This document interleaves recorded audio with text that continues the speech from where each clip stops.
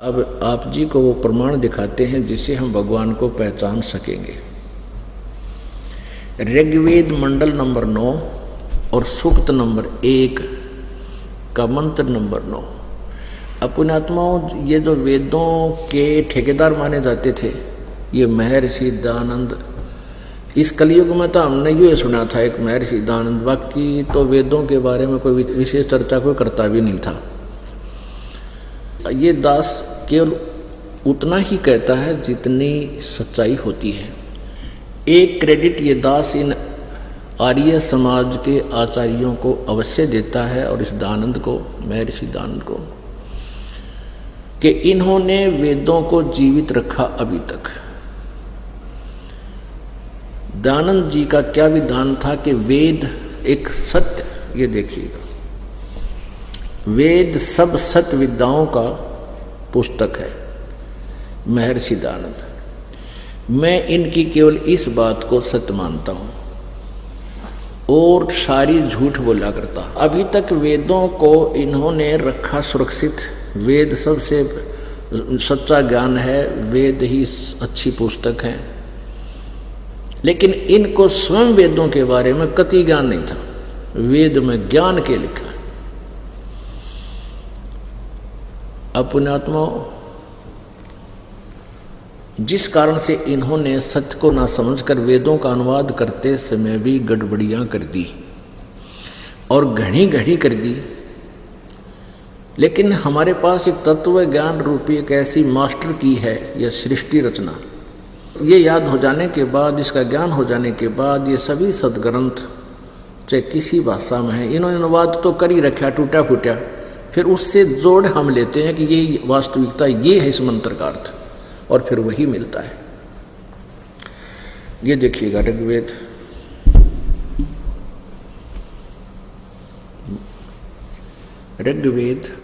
हिंदी भाष्य 9-10 मंडल, महर्षि दयानंद सरस्वती।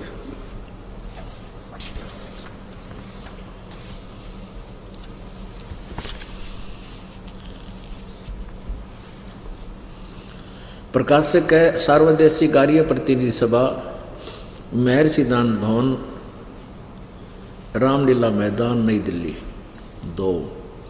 ये इनके फ़ोन और फैक्स ईमेल नंबर है। ये इन्होंने झूठ लिखा है कि महर्षि दयानंद सरस्वती ने इसका अनुवाद किया है 9 और 10 मंडल का, नहीं। फिर भी हम अपने उद्देश्य पर ही चलते हैं।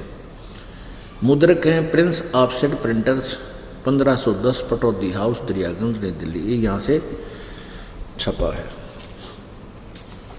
ये 9 मंडल है। ये देखिएगा, ऋग्वेद भाषा भाष्य, अर्थ 9वां मंडल, 9वां मंडल, और ये है मंत्र नंबर 1।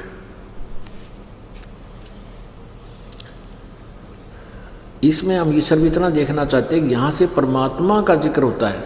ए सोम स्वभाव परमात्मन, है ना, परमात्मा लिखते आ रहे हैं जहाँ भी कोई परमात्मा के विषय में जानकारी है। आगे देखो,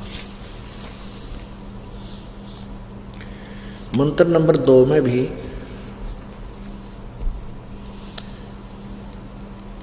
हे परमात्मन, आप राक्षसों के हनन करने वाले हो,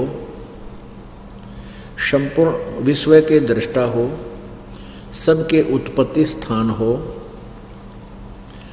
किसी अस्त्र शस्त्र से छेदन नहीं किए जाते, गतिशील यानी चलते फिरते हो, और मध्यस्थ रूप से सर्वत्र स्थिर हो। अब देखो, मध्यस्थ रूप से सर्वत्र कहाँ आ गया?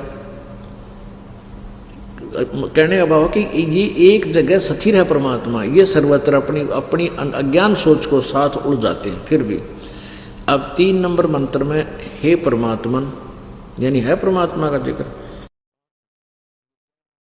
3 नंबर में, और 4 नंबर में हे परमात्मन। अब 5 नंबर मंत्र में हे परमात्मन, 6 नंबर मंत्र में हे परमात्मन, 7वें में शुरू कर दिया उस पुरुष को। यहाँ भी परमात्मा लिखना था, उस परमात्मा को ज्ञान यज्ञ में भली प्रकार ग्रहण करती है। उस पुरुष ने के कौन के करेगा बता पुरुष का।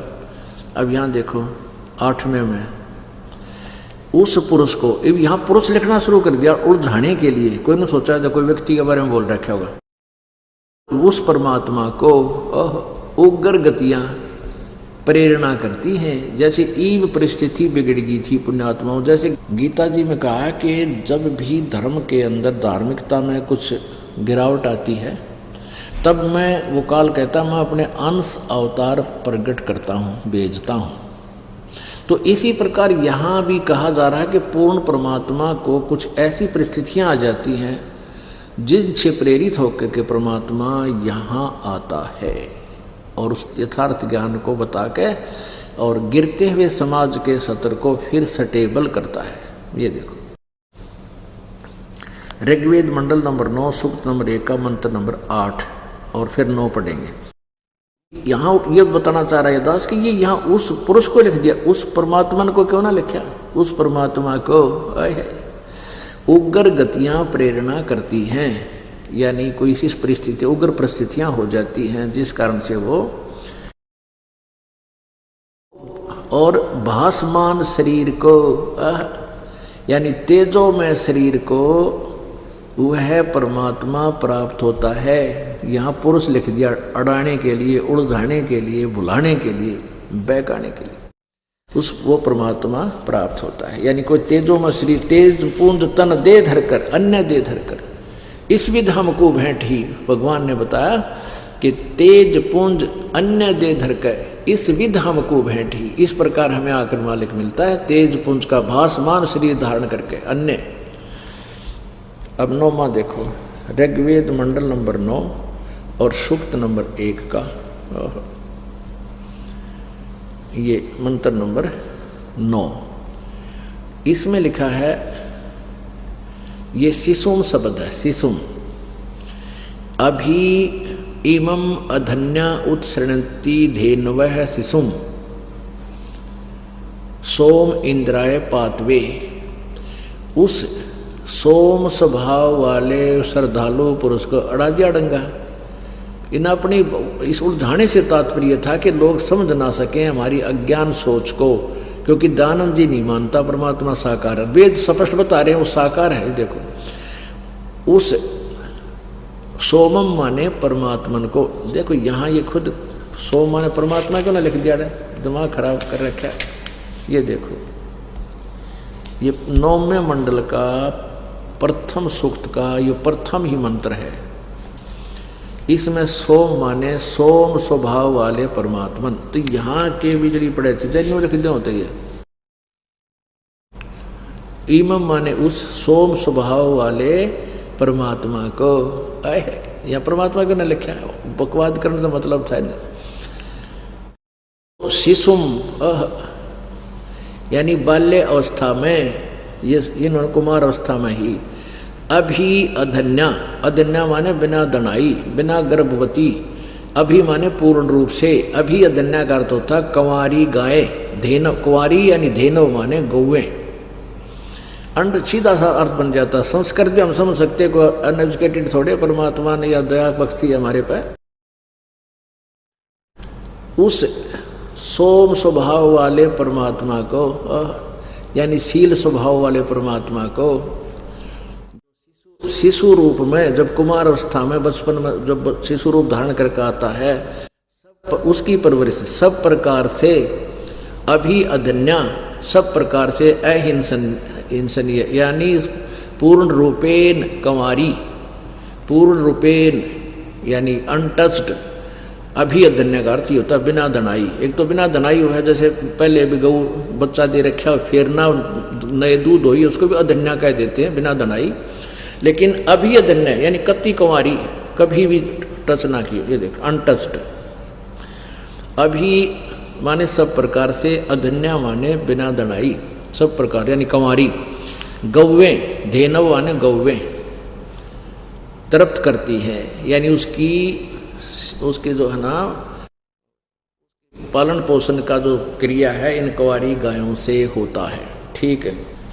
अब ये ऋग्वेद मंडल नंबर 9 सूक्त नंबर 1 मंत्र नंबर 9 तक आपने देखा। अब 10वें में और देखते हैं।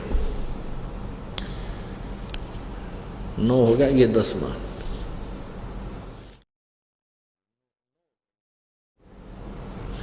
अब 10वें में है विज्ञानी पुरुष इसी भाव से, वो परमात्मा या परमात्मा लिखना, परमात्मा इसी भाव से संपूर्ण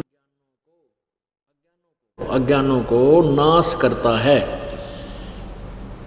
इसी श्रद्धा के भाव से सूरवीर अपनी वीरता मदमस्त होकर ऐश्वर्य को प्राप्त होता है। इन्होंने जो अनुवाद करने की चेष्टा की है, बिल्कुल अड़ंगा करना चाहा है, फिर भी सच्चाई छुपा नहीं करती। कहते हैं चोर चरावे तुम बड़ी गड्ढे पानी में, और वो गड्ढे हुआ ऊपर आवे ना, सच्चाई छनी ना। एक तुम्बा होता है, सूखा तुम्बा, उसने जल में छुपाने की चेष्टा करता है चोर, तो वो नीचे छोड़का हुआ ऊपर पावे। तो इन्होंने तो तुम्बे को जब पानी में डालने की चेष्टा की थी, लेकिन ये भूल गए थे कि पानी में तुम्बा कभी छुप नहीं सकता। यानी सदग्रंथों की सच्चाई गलत अनुवाद करने से समाप्त नहीं हो जाती। ये देखिएगा, और इसका समर्थन ऋग्वेद मंडल नंबर 9 सूक्त नंबर 86 मंत्र नंबर 31 में देखते हैं। अनुसत शिशुम रिहंती मते, इसका क्या अर्थ है?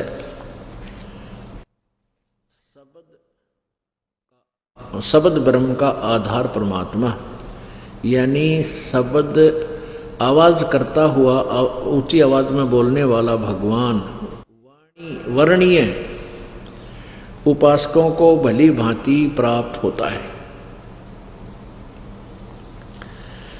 जो परमात्मन बलों का दाता है, वह सबको सौ सता में लीन करने वाला परमात्मा उपासनाओं में शब्दमान होता है। ये अर्थ इसका कुछ और है। उपासक लोग, हम अपना अर्थ पढ़ेंगे, इन्होंने क्या कर दिया, उसकी उपासना मगन हुए, भली भांति उसकी स्तुति करते हैं। उस शब्द ब्रह्म को, उस अविनाशी परमात्मा के आदि कारण ब्रह्म को, जो शिशुम सबका लक्ष्य स्थान, बता शिशु का अर्थ किसी ने देख लो, शिशु मानते बालक को है शिशुम, उसको सुमति लोग साक्षात्कार करते हैं।